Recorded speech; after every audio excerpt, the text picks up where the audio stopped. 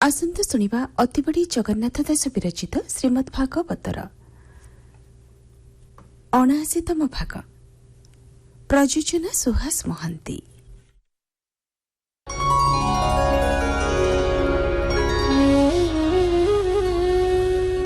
ନାରାୟଣଂ ନମସ୍କୃତ୍ୟ ନରଂ ଚୈବ ନରୋତ୍ତମଂ ଦେବୀଂ ସରସ୍ୱତୀଂ ବ୍ୟାସଂ ତतो ଜୟମୁଦୀରୟେତ୍।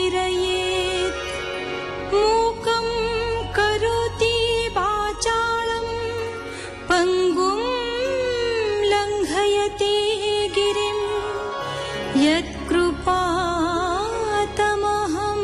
ವಂದೇ ಪರಮಾನಂದಮಾಧವಂ।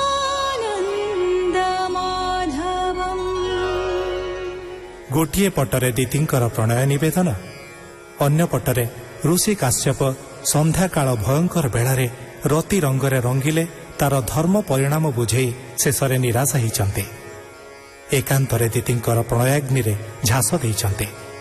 ତାପରେ ଦିତିଙ୍କର ଆପଣା କର୍ମ ଉପରେ ସଚେତନତା, ମନସ୍ତାପ, ଅପରାଧ ମାର୍ଜନା ଆବେଦନ କଥା ମୈତ୍ରେୟ କହିଲା ପରେ ଗର୍ଭରୁ ଯେ ରାକ୍ଷସ ଗୁଣ ସମ୍ପନ୍ନ ସୁତ ଜନ୍ମିବେ ଆଉ ବହୁ ଦୁଷ୍କର୍ମ କରିବେ ସେ କଥା ଜଣାଇଛନ୍ତି।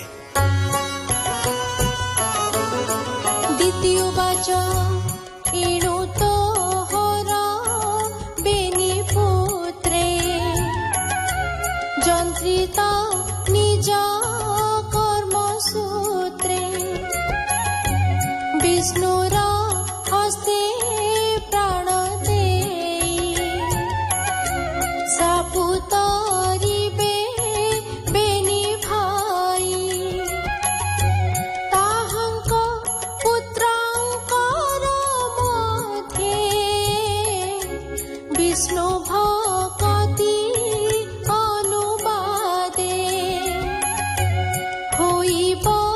ବିଷ୍ଣୁ ଭକ୍ତ ସାର ଅତୁଲ୍ୟ ଗୁଣ ସୁବିଚାର।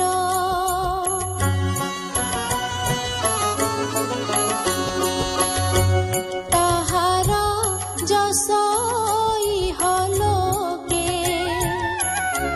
ବିଷ୍ଣୁ ଭକ୍ତ ମନ ସୁଖେ। ଶୁଣି ଶ୍ରବଣେ ନିରନ୍ତର ତରିବେ ଏ ଭବ ସାଗର। ଦେଖିବ ତୋ ପୁତ୍ର ନନ୍ଦନ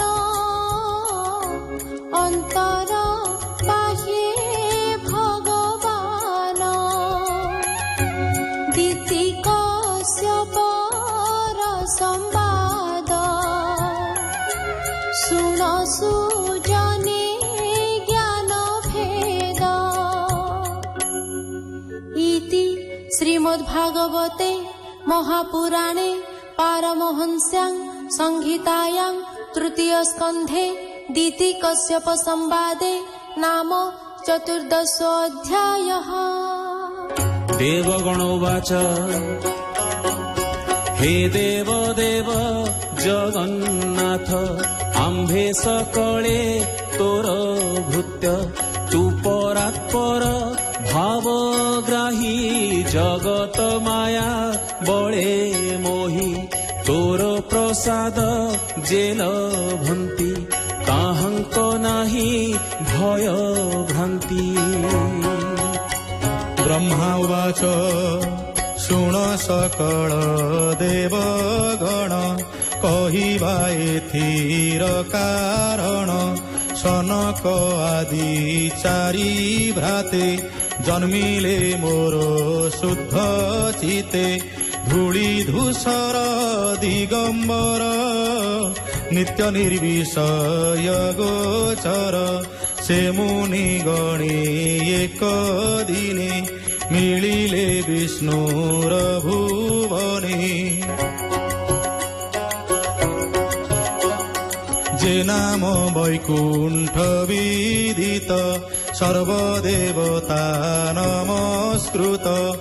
परम लक्ष्मी जहि नित्ये नीललोहित पद्म हस्ते स्फटिकपुर मध्ये बसे पतेनुपुर ध्वनि घोषे चारि कुमरे एक मेळे आनन्दे षड द्वारे गले शपथ द्वारे जानते भळे आगे मिलिले द्वार पाळे उलग्न देखि तांक बेश ताहांकु कले उपहास तक्षणे बेत्र धरी करे निषेध कले सप्त द्वारे से चारि ऋषि रही द्वारे मने विचारी कोप भरे विष्णुर द्वार पाड़ भावे दुष्ट होइले मत गर्भे कपट धर्मी बेनी भाई ए पूरे थिबा न जोगाई बेगे पड़न्तु मही तले जन्मिबे असुरंक कूले से हरि चरण कमले सुजने चिंत ध्यान बळे इति श्रीमद्भागवते महापुराणे पारमहंस्यां संहितायां तृतीय स्कंधे जय विजय योः सनकादि शाप नाम 15 अध्यायः। भगवान् उवाच जय विजय बेनिभ्राते मो द्वारे थान्ति अविरते मो पारिषद बेनिजने द्वारे खटन्ति मो भुवने जय विजय बेनी भाई तुम्भर चित्ते क्रोध देई असुर जोनि ए पाइबे दुष्कृत कर्म आचरिबे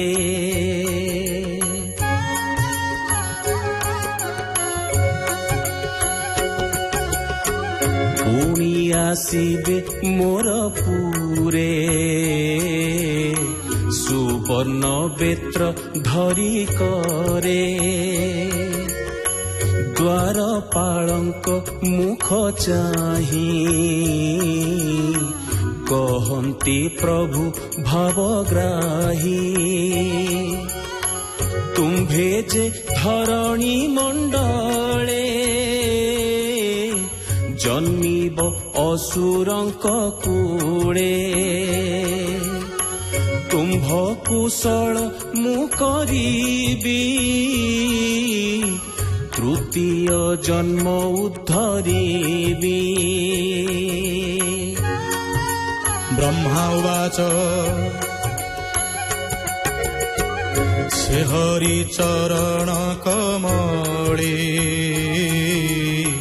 सुजने चिंतहे निश्चले से हरि ब्राह्मण वत्सल करुणा सिंधु आदि मूल ताहांक चरण पंकजे ब्राह्मण जगन्नाथ भजे। इति श्रीमद्भागवते महापुराणे पारमहंस्यां संहितायां तृतीय स्कंधे नाम 16 अध्यायः।